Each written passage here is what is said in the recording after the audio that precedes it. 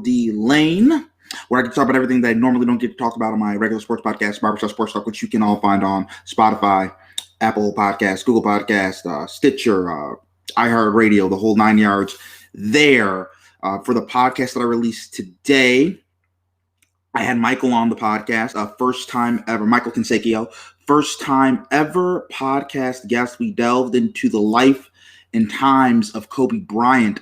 So that was really cool. That was really interesting. So definitely check that out. And again, that will be on all podcasting platforms. So definitely check that out. Also, click on the link below.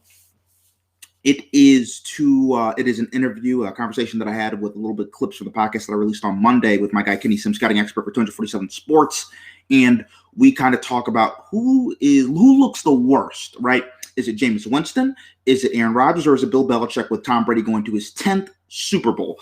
So definitely check that out. And as always, subscribe to the YouTube channel. Just type in Daryl Lynn. You will find that I post clips of my regular sports podcast, and I also upload this video here to there as well. And also, everybody, thank you for tuning in who's listening via Facebook Live, Twitter/Periscope, and YouTube. So we're going to have a lot of cool, interesting stuff to talk about today. Let's start with this. Aaron Rodgers, Packers quarterback, he's talking about now things might be uncertain with his contract situation. And I think this is really interesting. Aaron Rodgers also said it's not up to me to decide. Nothing's guaranteed in the NFL. That's terminology he's used. And here's what I would say is this. When you have a franchise quarterback, an MVP of this league, and he's saying, I don't know if I'm going to be back, nothing's given, nothing's guaranteed, that tells you something's wrong. That tells you something's off. That tells you that maybe something's in the works. Maybe at the very least, he's trying to put pressure on the organization.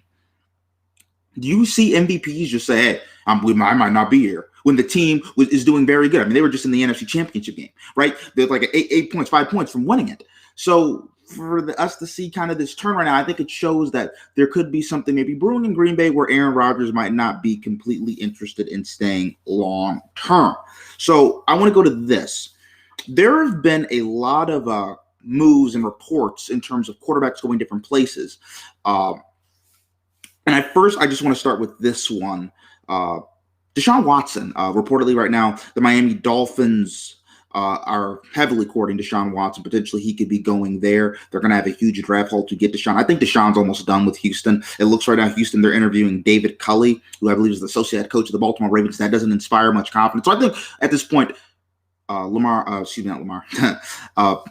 think at this point, Deshaun Watson is kind of out of Houston. So now I want to get to the next quarterback, Matthew Stafford.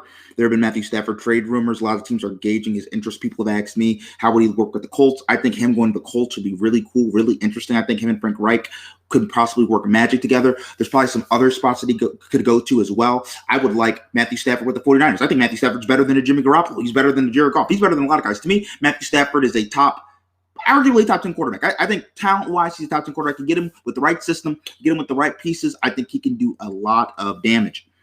You also have Carson Wentz. We don't know what's going to happen with Wentz, Cam Newton, Ryan Fitzpatrick, Dak Prescott. There's an interesting article on Bleacher Report about Dak Prescott. Don't be surprised if Dak Prescott and the Dallas Cowboys part ways. We still haven't heard any really contract chitter-chatter, any murmurs going on in the weeds about what is going on with Dak Prescott. So there's going to be a lot of quarterbacks available.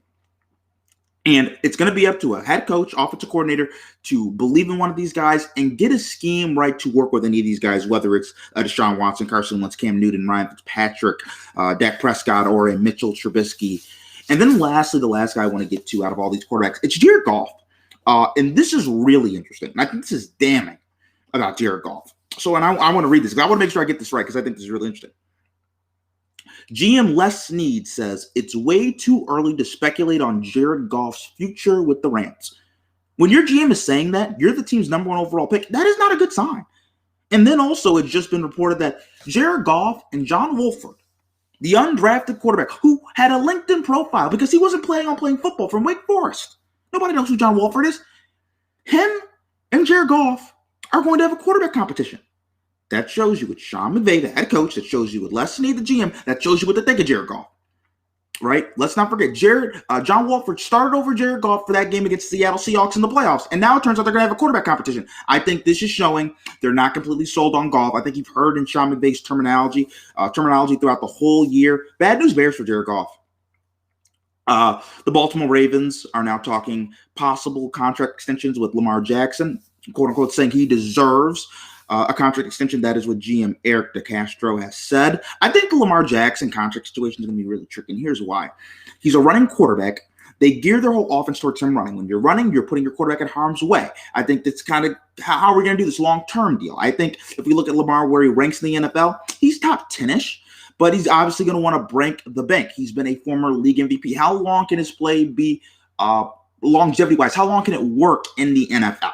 So I think this is all going to be interesting. I think it's going to make for a very tricky contract negotiation with Lamar Jackson. Josh Allen, and I really want to talk about this. A couple days ago, he mentioned how the Bills are going to be back in the AFC title game. He thinks they're right there. They're going to be back. And I just do want to say this to Josh Allen, Bills fans out there. Do not assume you're going to be back just because you had a good year. I remember about 3-4 years ago, the Pittsburgh Steelers had a great team. They had Ben Roethlisberger, Hall of Fame quarterback, Antonio Brown, Hall of Fame wide receiver, Le'Veon Bell, Hall of Fame level running back, the three killer bees, right? They lost to New England in the AFC title game, and everybody assumed the Pittsburgh Steelers were going to get there next year. Actually, what ended up happening was I believe the Steelers were the 2 seed the next year, and the Jacksonville Jaguars were the 3 seed. The Jacksonville Jaguars beat Blake Bortles. They beat the Steelers the next year, and it ends up being the Jaguars and the Patriots in the AFC title game. Do not make the mistake that we're automatically guaranteed to be in the title game. Do not make that mistake. A lot of things change in the NFL, and I think there's a couple teams, because I think Kansas City for the next 4 or 5 years, they are an automatic lock to be in the title game. Automatic lock.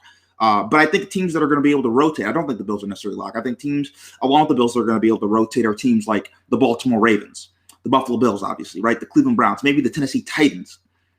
Maybe the Chargers get in there one year, right? The Chargers are building something with Justin Herbert. But I do not think that it's just a guarantee that the Buffalo Bills are just going to be here for years to come. Things happen. Things change in the NFL.